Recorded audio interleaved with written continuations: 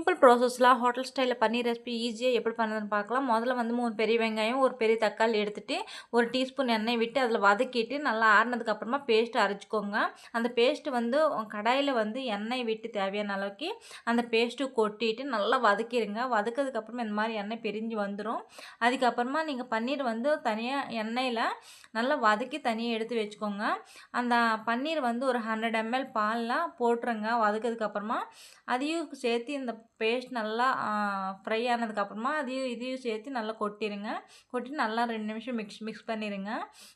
இது வந்து நல்லா டேஸ்ட்டாக இருக்கும். நீங்கள் சப்பாத்திக்கு, தோசைக்கு, இட்லிக்கு எதுக்கு வேணால் சாப்பிடலாம். பிரியாணி இல்லை குழம்பாவது பண்ணிக்கலாம்.